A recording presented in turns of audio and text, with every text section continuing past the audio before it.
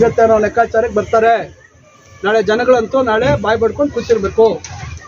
ದಯವಿಟ್ಟು ಇದನ್ನ ನಾವೆಲ್ಲರೂ ಗಂಭೀರವಾಗಿ ತಗೋಬೇಕು. ನಾನು ತಮ್ಮೆಲ್ಲರೂ ಇಲ್ಲಿ ಇರ್ತಕ್ಕಂಥ ಎಲ್ಲರಿಗೂ ಹೇಳೋದು, ನೀವು ಧ್ವನಿ ಎತ್ತಬೇಕು, ಮಾತಾಡಬೇಕು, ವಿರೋಧ ಮಾಡಬೇಕು.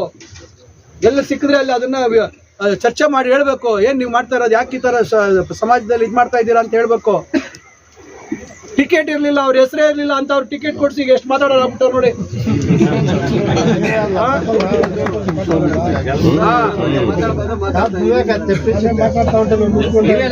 ಬುದ್ಧಿ ಹೇಳಿದೆ ನಾನು, ಅವೆಲ್ಲ ಮಾತಾಡ್ಬೇಡಪ್ಪ ಅಂತ. ಅವೆಲ್ಲ ಮಾತಾಡ್ಬೇಡಪ್ಪ, ಎಲ್ಲಾ ಜನ ಓಟ್ ಹಾಕಿದಾರೆ ನಿನಗೆ ಅಂತ ಬುದ್ಧಿ ಹೇಳಿದೆ ನಾನು. ವೇದಿಕೆಗಳಲ್ಲಿ ನಮ್ಮ ಮುಸಲ್ಮಾನ್ ಸ್ನೇಹಿತರು ಬಂದು ಅವ್ರ ಪರವಾಗಿ ಭಾಷಣ ಮಾಡಿದ್ರು. ಏಜೆಂಟ್ಗಳ ಕೂತಿದ್ದಾರೆ ಬೂತ್ಗಳಲ್ಲಿ. ಇವತ್ತು ಬಂದು ಮಾತಾಡುವಂಥದ್ದು ಏನಿದೆ, ವಸ್ತುಸ್ಥಿತಿ ಅರ್ಥ ಮಾಡ್ಕೊಳ್ತೀರಾ ಮಾತಾಡ್ತಾರೆ. ಈ ಅವಿವೇಕದಿಂದನೇ ಇವತ್ತು ಟಿಕೆಟ್ ತಗೊಂಡಿದ್ದು. ಅವತ್ತು 2,10,000 ಗೆದ್ರು. ಇವತ್ತು ಯಾಕೆ ಮತ್ತೆ ಅದೇ ಎಲ್ಲ ಆಗಿದ್ರೆ, ಅದೇ ಗಾಳಿ ಇದ್ದಿದ್ರೆ ಯಾಕೆ 2 ಲಕ್ಷದಲ್ಲಿ ಗೆಲ್ಲಿಲ್ಲ? ಹಿಂದೂ ಮುಸ್ಲಿಂ ಅಂತ ಹೇಳಿ ಇವತ್ತೆಲ್ಲ ಸಮಾಜದಲ್ಲಿ ಹೆಚ್ಚು ಕಮ್ಮಿ ಮಾಡಿ ಗೆದ್ಕೊಂಡ್ಬಿಟ್ರು ಅಷ್ಟೇ, ಯಾಮಾರಿಸಿ ಜನಗಳಿಗೆ. ಇಲ್ಲಾಂದ್ರೆ ಈ ಸತಿ ಏನಕ್ಕೆ ಗೆಲ್ತಾ ಇದ್ರು ಅವರು? ಸ್ವಲ್ಪ ಜವಾಬ್ದಾರಿಯಿಂದ ಮಾತಾಡಬೇಕಾಗುತ್ತೆ. ಸಮಾಜದಲ್ಲಿ ಇವತ್ತು ಕೇವಲ ಯಾರನ್ನೋ ಮೆಚ್ಚಿಸೋದಕ್ಕೋಸ್ಕರ ಮಾತಾಡೋದು ಒಳ್ಳೇದಲ್ಲ. ವಸ್ತುಸ್ಥಿತಿ ಅರ್ಥ ಮಾಡ್ಕೊಳ್ಳಿ. ವಸ್ತುಸ್ಥಿತಿ ನೀವೇನ್ ಮಾಡಿದ್ರಿ? ಹಾಗಾದ್ರೆ 5 ವರ್ಷ ಇದ್ರಲ್ಲ, ಲೋಕಸಭಾ ಸದಸ್ಯರಾಗಿದ್ರಲ್ಲ, ಅವತ್ತು ಯಾಕೆ ಮಾತಾಡ್ಲಿಲ್ಲ? ಅವತ್ತೇನು ಕಳ್ಳೆಪುರಿ ತಿಂತ ಇದ್ರಾ?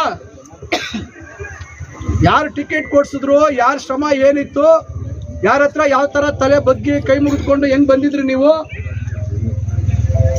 ಎಲ್ಲ ಮರ್ತೋಗ್ಬಿಟ್ರೆ ಚರಿತ್ರೆ ನಾಳೆ ಒಬ್ಬ ದೇವರು ಅಂತಕ್ಕಂಥದ್ದು, ಯಾವುದೇ ಧರ್ಮ ಇರ್ಬೋದು, ಒಂದು ಶಕ್ತಿ ಇರೋದಿದೆ, ಅದನ್ನ ಗಮನಿಸ್ತಾ ಇರ್ತದೆ ಎಲ್ಲ.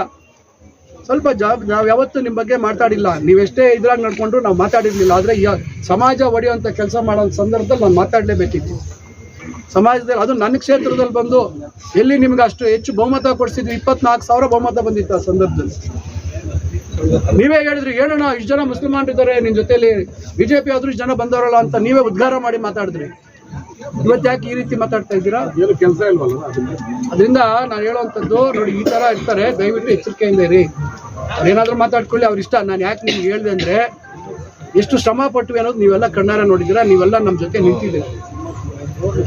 ಆದ್ರೆ ಮಾತಾಡುವಂಥದ್ದಕ್ಕೆ ಒಂದು ಇತಿಮಿತಿ ಇಲ್ದಿರ ಮಾತಾಡ್ತಾರೆ ಅಂದ್ರೆ ರಾಜಕಾರಣ ಯಾವತ್ತೂ ಬರೀ ಅಷ್ಟಕ್ಕೆ ಆಗೋದಿಲ್ಲ.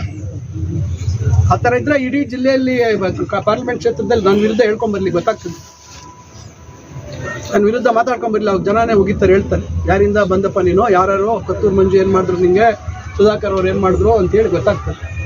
ಅದರಿಂದ ಸ್ವಲ್ಪ ಸಮಾಜನ ಒಡಿದ್ದೀರಾ, ವಸ್ತುಸ್ಥಿತಿ ತಿಳ್ಕೊಳ್ತೀವಿ. ಆ ರೀತಿ ನಮ್ಮ ಸರ್ಕಾರ ತಪ್ಪು ಮಾಡಿದ್ರೆ ಸರಿಯಾಗಿ ವಿಷಯ ಇದ್ರೆ ಮಾತಾಡಿ. ಇವತ್ತು ನಮ್ಮ ಸರ್ಕಾರ ಎಲ್ಲ ಸಮಾಜದವ್ರನ್ನ ಸಮಾನವಾಗಿ, ಇವತ್ತು ಬಡವರು, ದಲಿತರು, ಅಲ್ಪಸಂಖ್ಯಾತರು, ಹಿಂದುಳಿದ ವರ್ಗದವರು, ಮುಂದುವರೆದ ಜಾತಿಯಲ್ಲಿ ಇರ್ತಕ್ಕಂಥ ಬಡವರು ಎಲ್ಲರಿಗೂ ನ್ಯಾಯ ಒದಗಿಸ್ಕೊಡ್ಬೇಕು ಅಂತ ಇವತ್ತು ನಮ್ಮ ಸಿದ್ದರಾಮಯ್ಯ ಸಾಹೇಬ್ರು ಇರ್ಬೋದು, ಮುಖ್ಯಮಂತ್ರಿಗಳು, ಅಥವಾ ಡಿ ಕೆ ಶಿವಕುಮಾರ್ ಸಾಹೇಬ್ರಿವರು, ಇವರ ನಾಯಕತ್ವದಲ್ಲಿ ಕಾಂಗ್ರೆಸ್ ಪಕ್ಷ, ಮಲ್ಲಿಕಾರ್ಜುನ್ ಖರ್ಗೆ ಅಂತ ಅನುಭವ ಇರ್ತಕ್ಕಂಥ ಅಧ್ಯಕ್ಷರ ಒಂದು ಅಡಿಯಲ್ಲಿ ಇವತ್ತು ರಾಹುಲ್ ಗಾಂಧಿ ಅವರು, ಇವತ್ತು ವಿರೋಧ ಪಕ್ಷದ ನಾಯಕರು, ಇವರೆಲ್ಲರ ಸಹಕಾರ, ಸೋನಿಯಾ ಗಾಂಧಿ ಅವರ ಆಶೀರ್ವಾದ, ನಾವೆಲ್ಲ ಜವಾಬ್ದಾರಿಯುತವಾಗಿ ನಡ್ಕೊಳ್ತೀವಿ.